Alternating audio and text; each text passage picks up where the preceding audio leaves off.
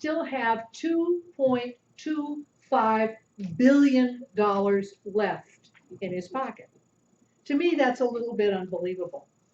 Not only is he the wealthiest man in the world, but he is also the most generous man in the world. Over the years, he has given $29.5 billion to charities throughout the world. Now, a great deal of it is given to the Bill and Melinda Gates Foundation, but that foundation's sole purpose, basically, is to eradicate disease in third world countries. He has given 37.2% of his wealth away. That's over a third of his wealth that he has given away. And in regards to his generosity, he just keeps giving more and more and more to try and eradicate disease. And no one can argue with his generosity. In fact, he's unbelievably generous. But here's the deal. The seeds that he is planting, long after he is dead and gone from walking this earth, there will no longer be polio, measles, mumps, because of his efforts to eradicate those diseases in third world countries. Those are the seeds of generosity, the seeds of greatness that each and every one of you has the opportunity to do. So what do we get when we give? Certainly it's not a pool of wealth like Gates gets, and we, even if we pooled together all of our money, we couldn't eradicate disease in the world. But by giving, we create symbolic relationships that benefit both the giver and the receiver. And as a giver, we get to see the immediate benefits that assist the other person, or groups, or individuals. Sometimes, however, it may take us years to see the results of the gifts that we give. And whatever the gift is, whether it's time or money or effort, it will have a positive impact on someone else.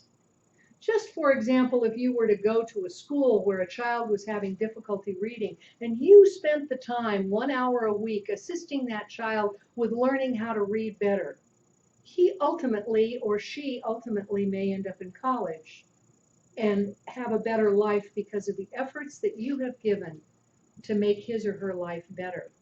And that ultimately would affect his or her family down the road when their children go on to college. So sometimes the seeds of greatness that we plant with generosity, we don't get to immediately see, or we may never see, because of the impact that it has for generations yet to come. Holmes tells us we should give of ourselves in love and in service to others in a spirit of generosity and good fellowship. To refuse to give is to refuse to receive, for everything moves in circles. Real giving is the givingness of yourself. A kind word, a thoughtful act, perhaps just a smile, can help lighten the burdens of someone else. As for myself, I've discovered that when I give, there's more excitement in my life. There's more energy, there's more pleasure, there's more happiness, there's more joy when I give. And it doesn't always have to be financial giving. Like Holmes said, it can be a thoughtful act, a smile, or a simple kind word. I could share with you why you should give generously and how others would benefit, but let's look instead at how they benefit you as the giver. Some of the key words that I came across in a little bit of my reading was feelings of security, new jobs, good health, a sense of empowerment, pride, accomplishment, happiness, a sense of peace and love when we give.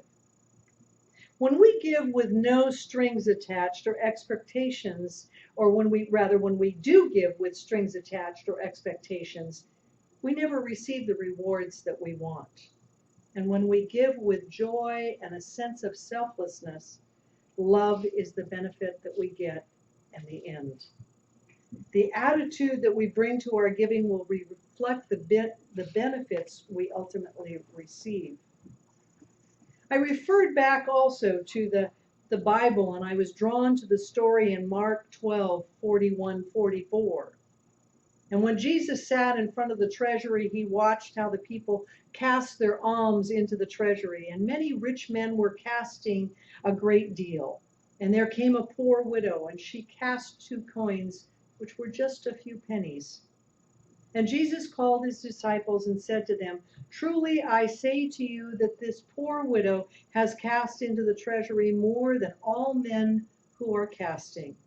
For all of them cast in their abundance, but she of her poverty cast everything she had, even all of her possessions." The woman gave humbly. She gave all that she had. There was no judgment, no expectation, no strings attached, no expectations of having anything returned and coming back to her in return. How many of you would be willing to give the last few pennies or the last few dollars in your wallet? And here's the situation. She was a widow. There was no Social Security back then. There was no widowers' benefits back then. She was poor, and when they defined poor back in 30 AD, they meant dirt poor. There was nothing, and she had 2 coins. And according to Jesus, these 2 coins were all she had. I wonder if she thought, "God, this is all I've got. Can I keep just one? Just one penny?" Amazingly, she gave everything she had. Given her circumstances, what enabled her to do that? And what I've come to know for myself and come to believe is that she operated out of faith, not fear. By faith, that which was least in value because of the greatest value was her belief in the divine. So often we cling to our time and our talents and our tithe because we're so afraid to give. I just had a conversation with somebody the other day, and this just kind of popped into my head. And we were at a training meeting for the critical incident stress management team, and I offered to duplicate some of the training material she was giving to us, so we didn't have to take copious notes. And she goes, "Oh no, I don't want that duplicated. I don't want it out there. This is my material." And I thought, how greedy, how clinging close to that she was. We're afraid that if we give, it will never, ever be replaced. That's not true, because we need to trust God. We need to trust the divine and know that we have wealth beyond our greatest dreams. We don't have to throw money, however, at every situation. The greatest thing that we can give is of ourselves. I read a book not too long ago called A Blessing in Disguise, and it's a series of short stories about people and their actual experiences in life. And Daphne Kingman talks about the end of her life for her father. He was a beloved professor at a college, and he was a brilliant student of human nature, and his students loved him. And oftentimes he would invite his students over to their home for evening meals, and he kind of would look out for the ones that were his favorites because he wanted them to grow.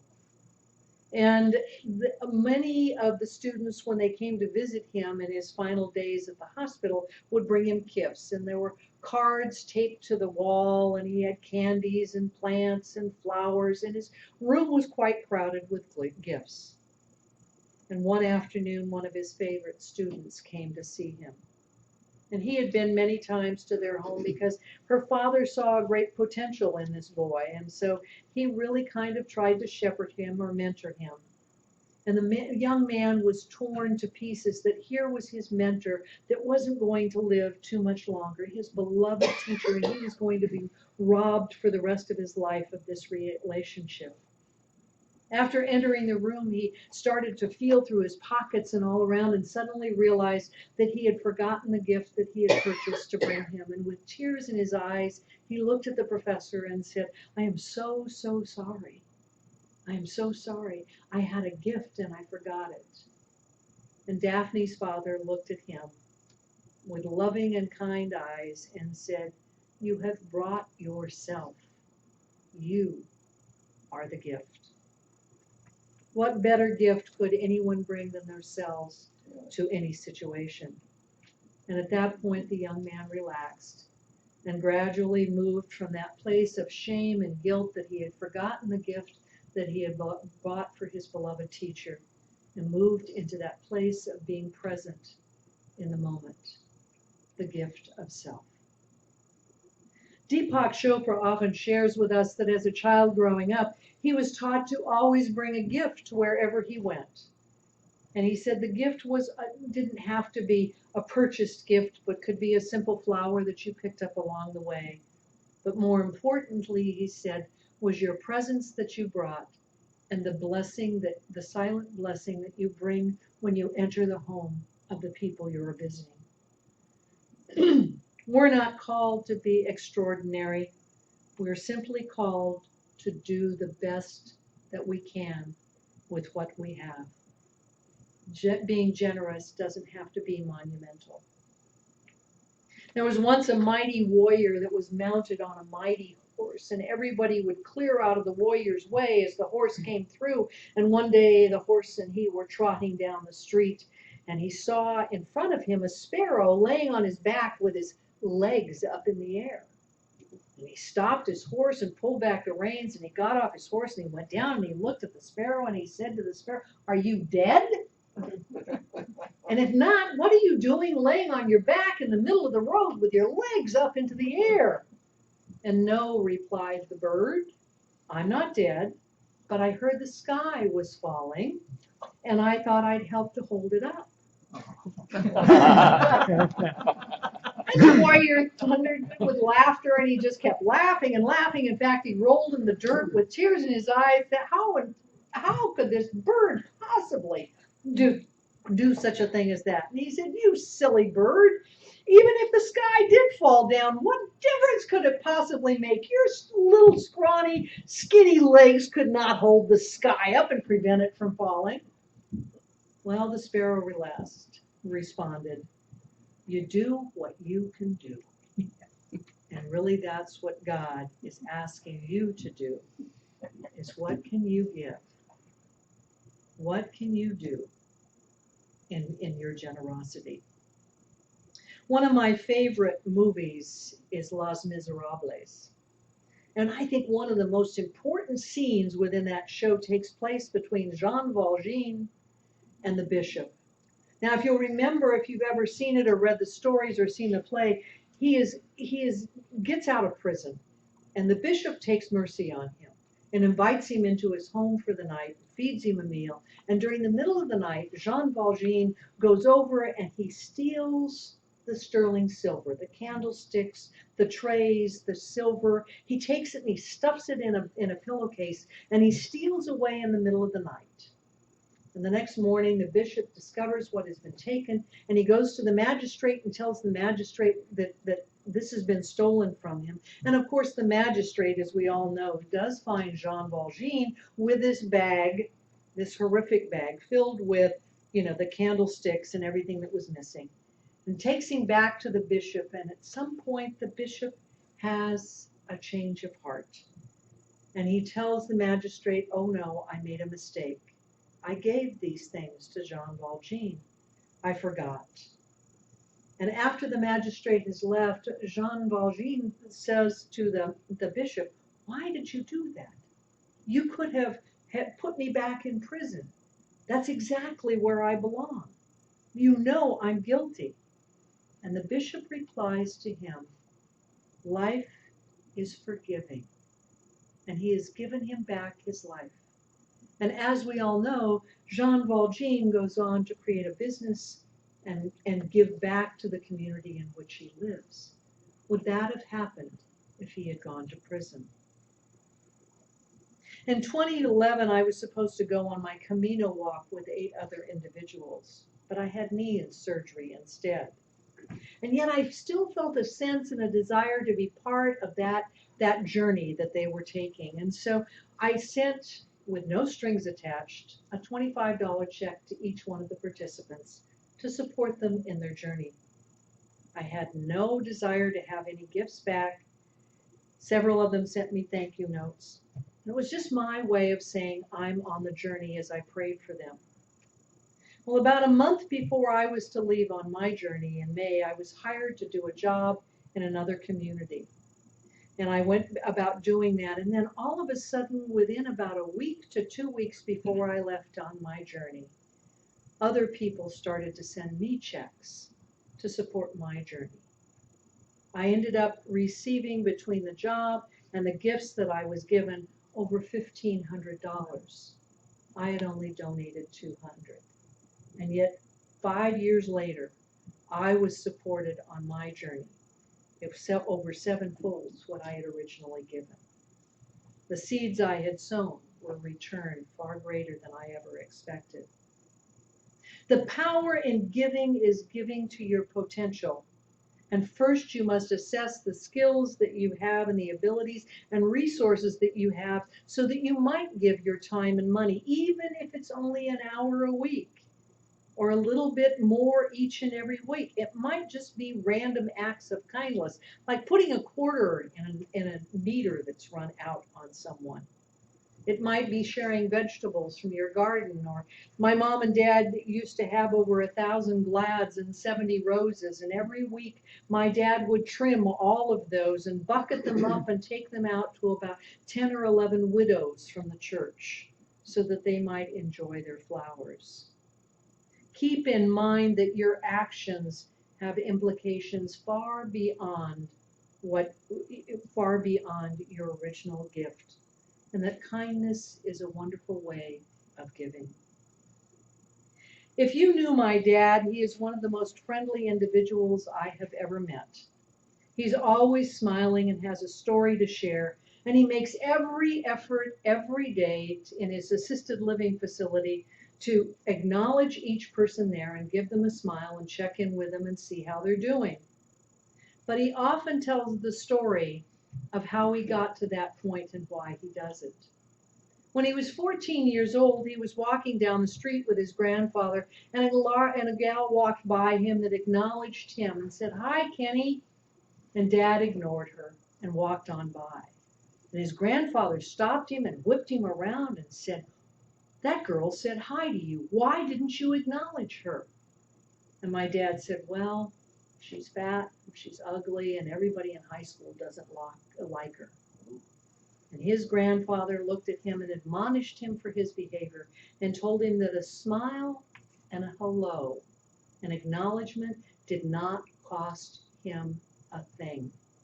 And yet it might make a world of difference to the receiver. And from that day forward, my dad made sure that he always had a smile on his face. He always had acknowledgement for everyone in his life. A simple act of giving that cost him nothing. Maybe you'll remember the movie Pay It Forward. It was made in 2000, and originally it was a book that was rewritten for the screen. I love the story. It's about a teacher, Kevin Spacey, who assigns his students, his 7th grade students, to create a project that will change and make a difference in the world. And so the student, who is played by Haley Osment, has a great idea. He decides that if everyone could do 3 acts of kindness or 3 acts of generosity, and then those 3 people did 3 acts of generosity and kindness, that this would begin to spread out into the world, and that it would certainly make a difference and change the world. So I did just a little bit of quick calculation yesterday as I was preparing this. Let's just say there are 25 of us in the room today, and I think there's more. If each one of us went home today and we did 3 acts of kindness, that would be 75 acts of kindness or generosity that we would put out into the world. And then if those 75 individuals would do 3 acts of kindness, that would be 225. Well, by the end of the week, next Saturday, before we would return to church on Sunday, there would be over 54,675 people in Chico alone affected by our kindness and our generosity. That's over half of the population of our community. Wouldn't that be incredible? 3 acts of generosity or kindness. If you haven't seen the movie, it's worth the rental. Dr. Wayne Dyer once said, the measure of your life will not be in what you accumulate, but in what you give away. What will you choose to give away today? This is the truth in my life, and this is the truth in yours, and so it is. So